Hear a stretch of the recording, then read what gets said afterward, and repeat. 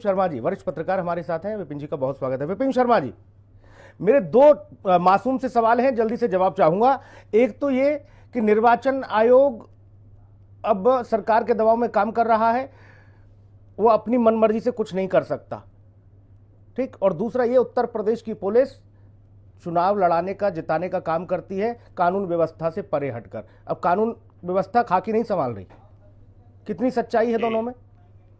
जी धन्यवाद सुनील जी। देखिए, लोकतंत्र की खूबसूरती होती है कि विपक्ष मुकम्मल तरीके से आवाज उठाए, अगर कहीं आशंकाएं हैं तो उनको जताए भी और सार्वजनिक करे, सरकार से सवाल पूछे, कोई महिमा मंडन के लिए नहीं है।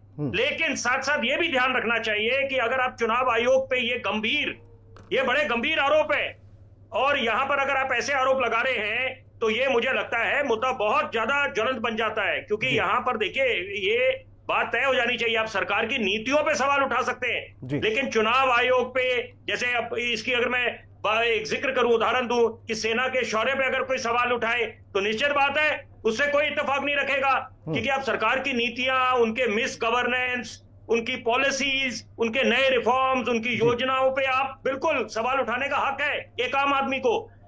विपक्ष को तो है ही हक, लेकिन साथ साथ एक आम आदमी को भी हक है। लेकिन ये मद्देनजर रखना चाहिए कि अगर जो दलील दी जा रही है, देखिए सिक्के के हमेशा दोनों पहलू होते हैं सुनील जी, कि यहां पर एक तरफ जो चुनाव आयोग की तरफ से बात बिल्कुल स्पष्ट करी गई है कि यहां पर जो ये चुनावी डेटा है उसके साथ जो छेड़छाड़ हुई थी, और साथ साथ क्योंकि हम एआई के दौर में रह रहे हैं, ये भूलना नहीं चाहिए। ये सारे आज आपका बड़ा वरिष्ठ पैनल है, मैं बड़े सम्मान पूर्वक अपनी बात रखूंगा। देखिए, ऐसे में कितना कुछ ये फेक नैरेटिव चलाया जा सकता है, तो उसके मद्देनजर ये जो उनकी तरफ से दलील आई है कि ये बोला है कि इसलिए ये 45 दिनों में इस डेटा को डिलीट कर दिया जाएगा।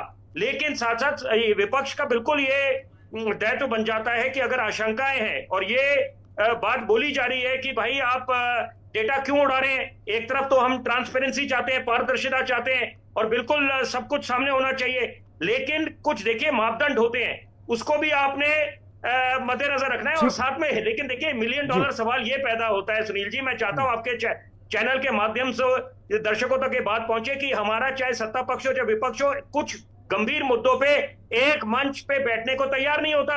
यहाँ पर हंगामे के बीच जो मुख्य बातें हैं वो बिल्कुल उसको नजरअंदाज कर दिया जाता है। इसमें तो मैं जिम्मेदारी सबकी बोलूंगा कि यहाँ पर अगर आप एक मंच पे बैठे हैं तो निश्चित बात है समाधान निकल सकता है। जो विपक्ष की तरफ से आशंका जताई जा रही है उसका भी मैंने छोटा सा जवाब चाहा था, मुझे लगा जल्दी से आप दोनों प्रश्नों का जवाब देंगे। अब मैं दोबारा में आऊंगा सर, अगला प्रश्न लेके यूपी से रिलेटेड जो है। मैं